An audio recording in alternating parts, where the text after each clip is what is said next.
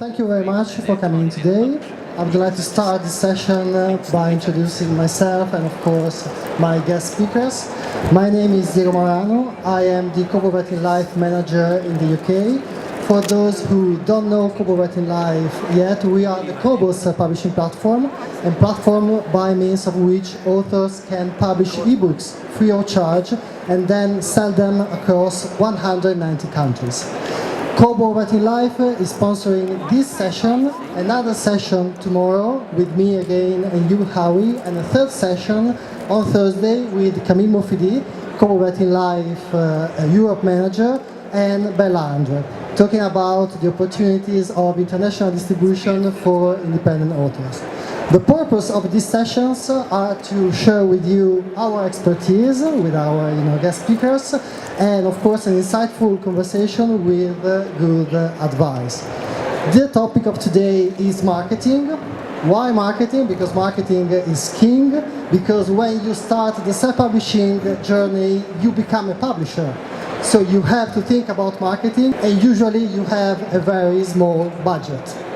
But today, we have the opportunity to share our time with two insightful experts, starting from Orna Ross. She is the director of the Alliance of Independent Authors. For those who don't know the Alliance, it is a network of authors, an environment where independent authors can share their experience, they can find and give good advice, they can find help, but also they can elevate the knowledge about self-publishing, enjoying that experience in a very, social and fruitful way.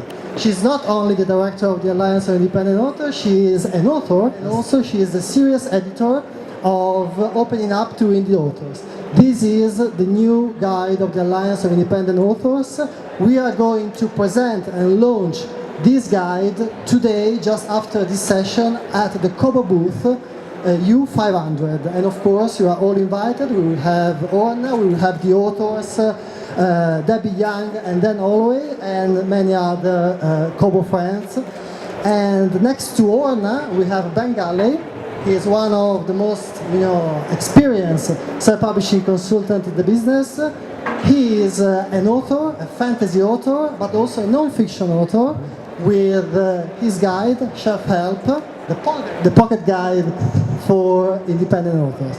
So we would like to start this conversation with Orna, talking about, of course, marketing. So when you start writing a book, of course, you don't think about, especially at the beginning, you don't think about marketing. You think about writing, it's a sort of natural process. But then you have to deal with the market. So Orna, when do you think an author should start thinking about marketing, and what are the key steps, the first steps an author should take? Thanks, Diego. It depends, and that's the answer to practically every question about writing or publishing. It depends. So for some writers it will actually happen long before the book is written.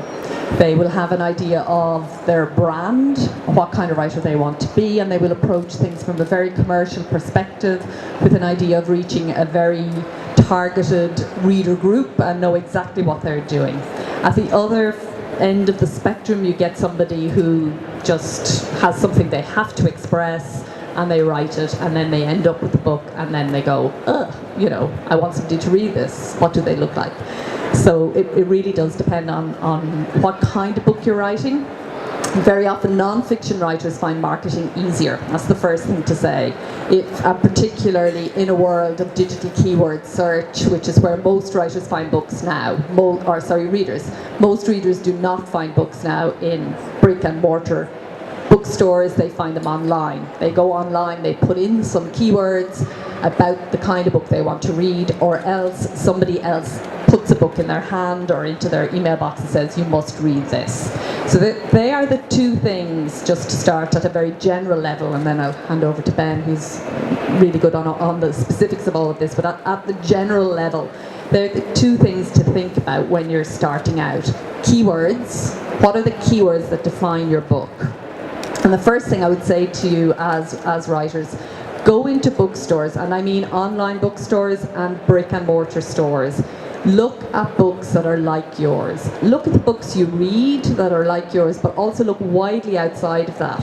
stand back and look at the bookstore and say, where do I fit in here? If my book was to be sold through the store, where would it actually be located? And get a sense of your book within the big sort of ecosystem that is a bookstore. And I'd agree. For me, one of the first things that an author should do, and a specific step that an author should take, is building a website. For me, that takes you as an author and pushes you out to a global audience, or potentially global audience. Essentially, your website works for you even when you're writing and after you publish as well, but it works for you 24/7 when you're asleep. You can use it to market to people across the other side of the world without even putting on your shoes. So your website is important to you, especially in a digital world that we live in and work in today. So that's a specific step I would take, and that could be taken sort of, while you're writing. You can use it to put a few snippets up there, show people what you're working on as you're working on, see if you can build a bit of a platform while you're writing. Actually, that wasn't one of my questions, but I think it's a very interesting topic because the writing process is changing. It's not only about you write your book and then you publish your book, but it can be a social process, engaging with readers, and making them part of this process. So I think that's very absolutely interesting, and that's what you can do in the digital market. And talking about digital, I think that today we have very powerful tools to promote yourself.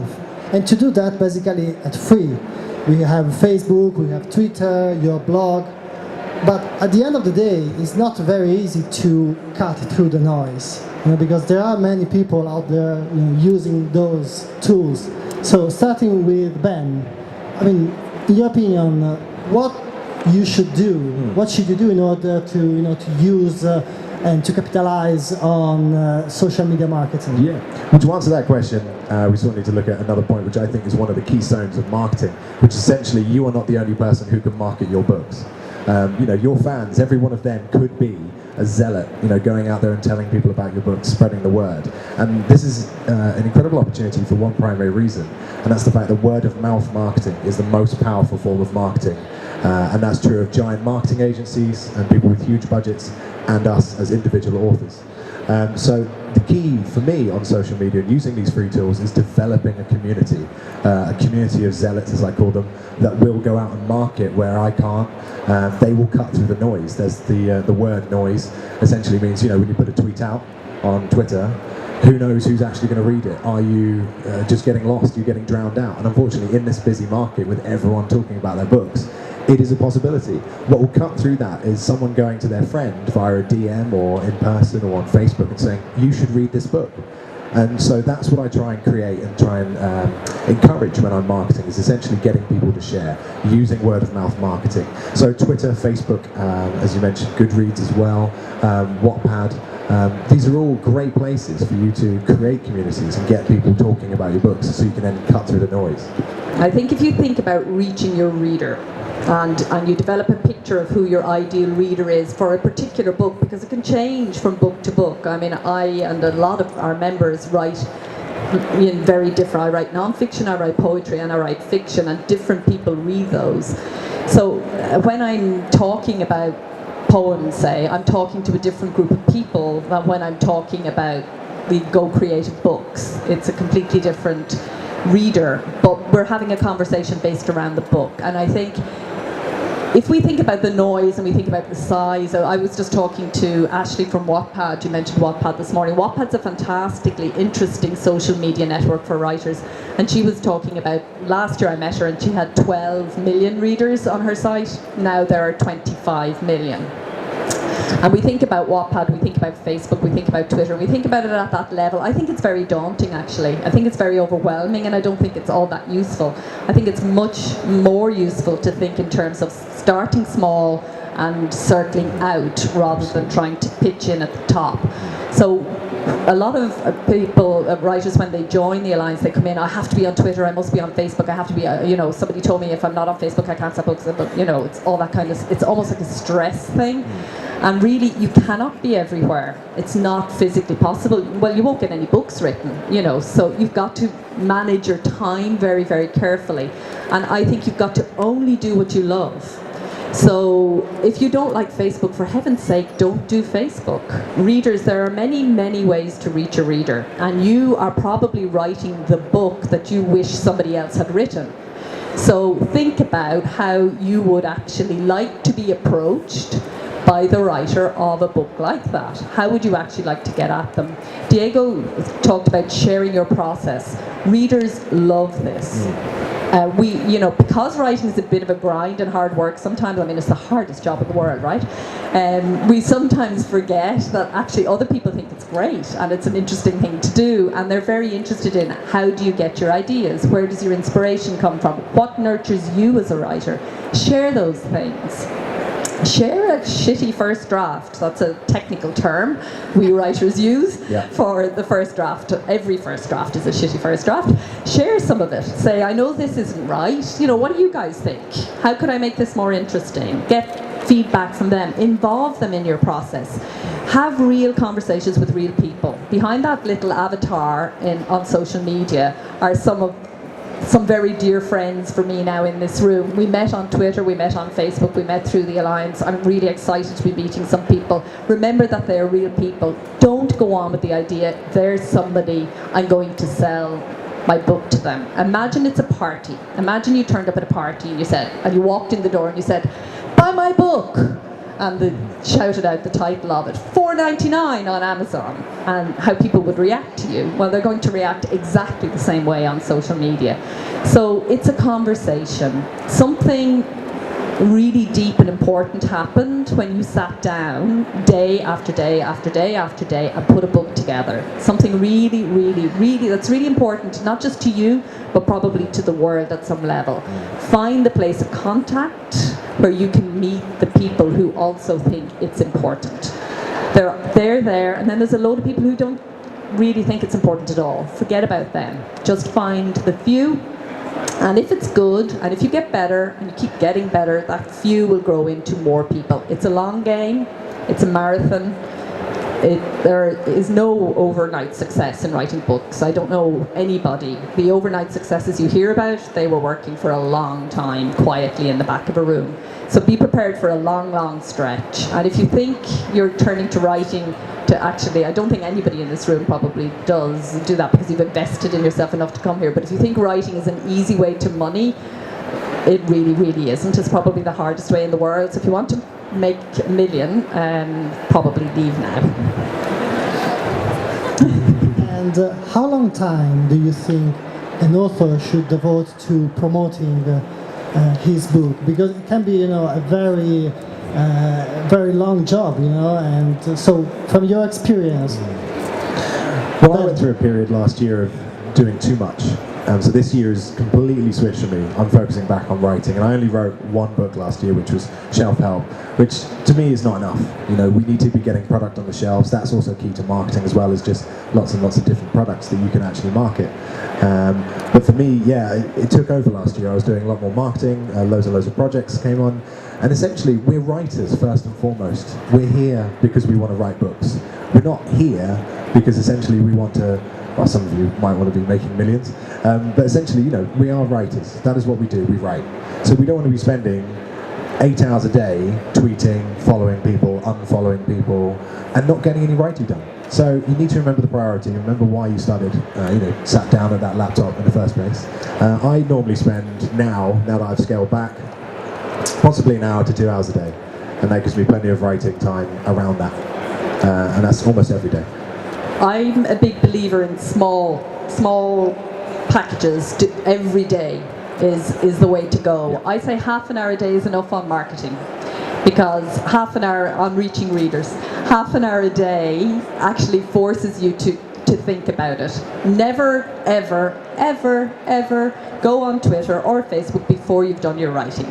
So you write first in the day. If possible, write the second you get out of bed, because if you don't, it probably won't get done. But as soon as you possibly can, get your writing done. But don't go on social media in any shape or form before you've got your writing done. And do limit yourself. Set your clock to go off and say, okay, that's the end. I'll do some more again tomorrow.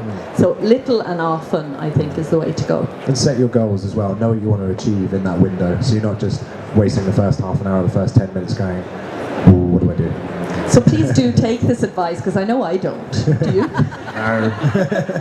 But it's good advice. I think that another very good way to promote yourself is by networking, and not only because you get in touch with new people, but also because you have the opportunity to learn new things. For instance, with the Alliance of Independent Authors, you run digital seminars, and you did one last week with Marc Lefebvre, the director of Kobo Writing Life. And Orna, I think you are the right person, to talk about that. So, what is really the benefit, of networking in terms of self-promotion, in terms of the learning process with the Alliance of Independent Authors, but also beyond the Alliance of Independent Authors in the large? Sure. Well, I'm just such a believer in writers getting together. I mean, I look around this room and I could nearly cry. I'm so delighted because I came to London Book Fair the first time over a decade ago as a literary agent, but I was also a writer. And the first time I came into London Book Fair, I was shocked. There were no writers anywhere. There was this huge everything going on, and there were a few celebrity writers who were wheeled out by their publishers, big names that everybody knew, and there were a couple of poor unfortunates who had wandered in and were kind of looking for somebody to talk to them, and of course everybody was too busy doing their business. So we're here now. Writers can actually talk to each other. That's the other thing. When I wrote my book the first time, I didn't know any writers. Writers to me were sort of godlike creatures who had done something amazing that I wanted to do, but I didn't know any personally. And I think what has happened in the last 10 years with social media networks is just amazingly wonderful for writers if we use it properly. To be able to connect in the way that we do, it's gone from being the loneliest job in the world to being the most social job in the world. It's just fantastic that when you've done your morning's writing, you can actually turn to other people. And when I started self-publishing myself, it was my instant reaction to say, where is there an association that I can join, that I can get the information that I need that's unbiased from people who have done it already themselves. And because that association wasn't there, I decided, okay, let's go, let's try and do it. And I think what we see in the Alliance every single day is magic happens. Somebody has a problem, a query, or they're upset because somebody was mean to them in a review, or whatever it might be. They get support, they get information, they get each other, and it's beyond value, really. So wherever you find that network, do find it. It's a tough job. I know, tell that to a coal miner and he would laugh in your face, but it is at a different level. It's a hard job writing. It's hard to keep going sometimes. And we really do need each other to say, yeah, it's a shitty first draft, come on, keep going, get to the end, it will get better, you get to go back, you get to polish. Or, I got a horrible 1-star review, look, your book is amazing, da, da, da. Whatever it needs to turn out the next day to keep on writing, there are certain things that only other writers can give you. So don't deny yourself that. There is absolutely no need to, in this day and age, deny yourself that support, that motivation, that nurturing, really. When you become a publisher, you have to invest money. Even though there are platforms like Kobo Writing Life where you can publish free of charge, quality is important, not only in terms of the product, but in terms of the marketing efforts you put in place.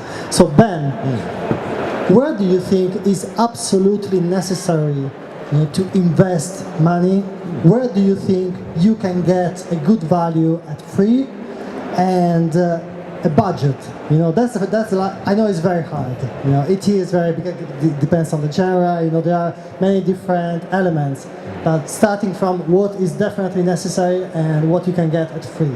Yeah, I mean, what is definitely necessary is the building blocks rather of your author career, which essentially is that shitty manuscript that Orna has spoken of, and essentially that is it. This is your product. This is what you will be marketing or giving to your readers. So essentially you need to get the bare bones absolutely right. And by the bare bones I mean it's quality. So you're looking at editing, cover design, formatting, which is commonly called typesetting as well. So you need to pay for those services, I believe. And Orna and I are huge supporters of a professional approach to self-publishing. So that is finding freelancers, finding professionals, such as cover designers who can produce a professional and an incredible looking book cover. And once you get those right, the marketing will be slightly easier because you will have that, you will have the look essentially that people, it will draw readers' eyes to your book when there's on the shelves on Amazon and other places and other stores. So essentially getting that right is the start for me, and that's something that you're very keen to talk about, Orna, as well. Yeah, quality is in itself a way to reach readers. So a good book cover speaks to your potential reader, and obviously the quality of your prose is a very important part of whether you will sell the next book, because probably the single best way to reach a reader is another book, and the more books you take up on the shelves, the better. Talking about money, writers always pay. People talk about free platforms or publishers pay you, or this kind of thing.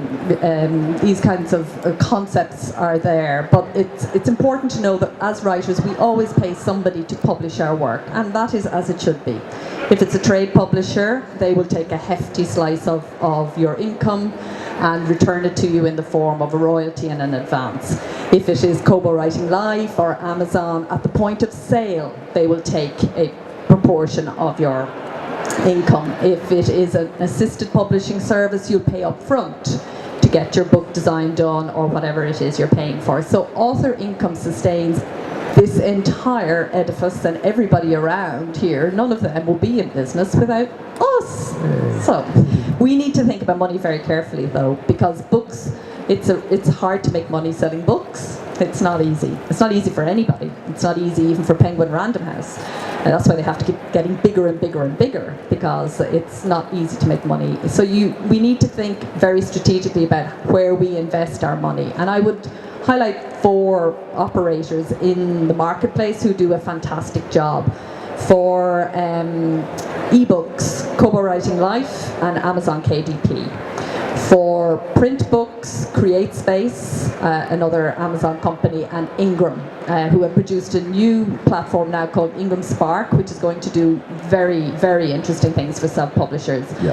And the ideal place to be on CreateSpace to distribute your books on Amazon, and Ingram to distribute your books to the rest, because they are going to have penetration in countries that Amazon are not yet in, as do Kobo through their extensive partner network all over the world. They have a presence in countries where Amazon have not yet reached. Of course, you will still have to market within those spaces. All they do is put the book out there, letting people know that the book exists. That's your role. You're a publisher. You're not just a writer. So they are people who won't cost you a lot of money. They are amazing tools. They're absolutely fantastic. These tools can take you right to a reader for very, very little money. The other essential money you must spend, you must get a good cover. Please don't do it yourself unless you are a book designer. Not even if you're a graphic artist, because you don't know what book design does. Book design is very particular. The size and shape of fonts, what works as a thumbnail on an online store. All of these things are things you probably don't know enough about, and you won't have the visual eye. No matter how good you are at arranging flowers or something, it's not the same. So do invest in a book designer, and these guys anyway, they're not expensive. You can get a very good, we have a list of partner members who are designers and editors and all of the things you need, and some of them give incredible value, maybe £100 or £120 for a book cover, and about £500 for really good editing. So it's not a lot of money given the potential return if you can reach your readers and do a good job, but do invest that sort of money up front. And after that, I don't believe in spending money on marketing to any great degree. I think you're best to use your time and then just pull in selected services if they really make sense to you. So try things like Wattpad, where you put your work out there and build an audience there. Try the free tools before you spend any money. I agree.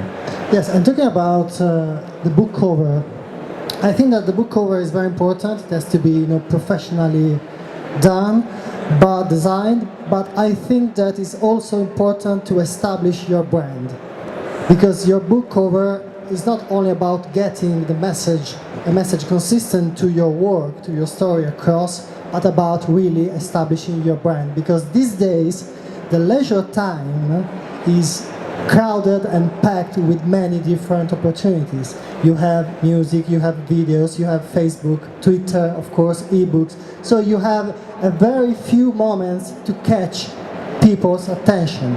So if you have a brand, definitely that can make the difference. And for instance, Ben, if you look at his covers, there is a pattern. And you can see, you can realize that's a Ben Galley's book just in a blink. Because there is a pattern. So Ben, what is your experience about that? Expertise? I started off thinking the brand was a sort of a misnomer when it came to marketing. I mean, technically, your books, you as an author, you are a brand. So I sort of dismissed it and thought, well, I'm actually creating a brand anyway, automatically. But essentially, brands are really, really strong. The reason being, and we can draw from huge brands such as Nike, Apple, etc., Coca-Cola, they are very, very good at branding. And essentially what that means is being consistent across the board, with colours, fonts, things like that. So if you are producing a series, make every single one of those books look not the same, but obviously look like a series. With your website as well, I recently redesigned my website to bring the website in line with the books. So thought about the colours, things like that. Even getting into stuff like colour psychology is something that I really, really like doing. I'm not recommending that whatsoever. But to go back to the question, it's all part of your brand, and people associate brands with either experiences or information. So when they read your book and they really, really enjoy it, and they tweet you, and then you tweet back, and it's an incredible moment in their day or their week or month, they will associate that experience with your brand. It's the same to, again, look at Coca-Cola. That's why the Coca-Cola Christmas advert is so popular, or the summer adverts. People associate summer and Christmas with the brand.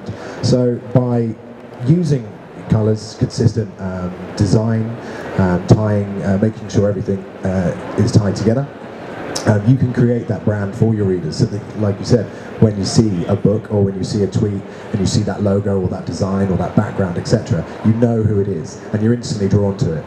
You instantly get that warm, fluffy feeling, hopefully, when you see it. And that again creates that community and just basically creates stronger fans for you. I think branding is easier for some writers than others. Branding is easier for if you're doing a series and you're a genre writer. So if you're, romance, mystery, thriller, crime, that sort of thing, and you're doing, you have your same detective every time, or you have a similar sort of thing every time, you do the same cover, that works really, really well. And Ben is a very good example of somebody who does that. But a lot of writers write across a range and can't fit themselves into box brand. And, it was always, in trade publishing, it was always a moment when the author name became bigger on the cover than the title of the book. That was when you knew you had arrived as a brand. You were recognized by your readers. And I think, I don't know if it's just me, but there's something about the word brand for writing and writers that I can't quite, it doesn't work for me. I can't quite come in behind it because, it just, I don't know. I'm suspicious of corporates or something, I don't know. I think definitely in terms of being recognizable. So the real aim is that somebody knows if they buy a Ben Galley book, they know what they're getting. And they're not going to be disappointed. But if you write literary fiction, it's probably your job to disappoint them, because if you're writing the same book every time, then you're not really a literary fiction writer. Literary writers tend to, once they've done something, they want to fire off and do something else. So in that sense, branding can be more difficult. And I do want to say, and I think it's really important to say, and we don't say often enough in these conversations, this business is mad. It isn't linear. We're talking about it like, if you do that, this will happen, then that will happen, and the next thing will happen. Well, yes, kind of. Some of the time, if you're lucky and the wind is blowing in a certain direction, that's true. And definitely you should do everything you can. I'm not in any way saying that the very good advice that you're getting shouldn't be used. You definitely should do that. But some of the biggest successes in indie as in trade publishing are people who sat down and wrote a book and didn't know where it was going to go. And like Howie is the perfect example. off on his boat, writing his book, having a great old time. Next thing, it's a big bestseller. Rachel Abbott. I mean, there are loads and loads of self-publishing success stories like that. They did not expect it. They didn't brand themselves. They didn't think about it. A lot of them didn't even have it edited. Some of them can't even spell, but they're successful. They reach a reader. Somebody is touched by what they say. Now, I'm not saying, misspell yourself. I'm not saying don't get an editor. I really, really passionately believe we all need to get the best help we can get. But what I am saying is, don't put marketing first. Don't even put your reader first, because that's the other mantra. It's all about the readers. Well, yes, it is. But often readers don't know what they want until they read it. You've got to trust something really crazy, nebulous, small, inside yourself, and go back there again and again until you've got a book. And, thinking too much about branding, thinking too much about how you're going to shape it before you have it written, that derails books sometimes. And it's the most important thing is to get the books written. The first one, then the second one, then number 3. Then you get to call yourself a writer. When you've got 3 books on Kobo Writing Life, you're a writer. So, and speaking of madness, you spoke of that, and one very, difficult aspect to understand when you merchandise your ebook is how and when to give away copies for free, when to use free promotions. From my experience, speaking to authors on a regular basis, there is I would say, there are a few patterns, but the one I really like is that you start selling your ebook, it doesn't sell, you panic, and then you drop the price and you start giving away for free, until you see downloads and you say, okay, maybe that's the time for me to to start pricing again. I think that is very important to understand when and how start free promotions. And you both, Ben, what's your advice about that? Well, I mean, again, it depends. To steal to Orna's line, but essentially, it depends primarily on how many books you've got. For me, there are 4 books in my Emaneska series, in my Dark Fantasy series, so I can actually afford to give the first one away free, and know that if my book is strong enough and they like it, there's potentially 3 other sales I'm going to get from one free. So when you sort of do the maths and you think, well, I've lost maybe $1.99, $2.99, whatever on that, but then I've gained 3. Would they have bought the other 3 without the free giveaway? Possibly not. My first book, The Written, is free on pretty much every platform. Amazon, KDP, KWL, including my website as well. And it's perma-free, and that's a term that essentially means permanently free. And it has been since about summer last year. And I've seen a good 20,000 to 40,000 downloads of it across quite a few platforms. So it's worked for me, because then loads of the books see loads more sales, the books 2, 3 and 4. So that has worked. However, it's getting to the point where it's not working anymore, and you have to be really honest with yourself and go, no, you're going to stop that, bring it back at a later time and see if you can get that burst. But for me, pricing is very, very important. There is a magical sort of pricing area, and it is not the 99p ebook, because that now has become quite synonymous with low quality and people just looking to sell books en masse, not really caring. And so for me, it's, I would put a reasonably sized book, mine are fantasy, so they're going to be a bit longer, 160,000 words, that sort of thing. So I price mine a little bit higher again. So we're looking at sort of $3.99 to $4.99. That sort of pricing works because it's cheap enough that you can sort of buy it without worrying about it. At the same time, it's not indicative of low quality, and it's a good ebook price. So I think pricing is very, very important, and balancing maybe bursts of giveaways or perma-free for a couple of months, see how it does, look at, analyze how it's performed, and then maybe sort of fluctuate with the prices of your other books. But yes, you would need other books to make perma-free work, absolutely.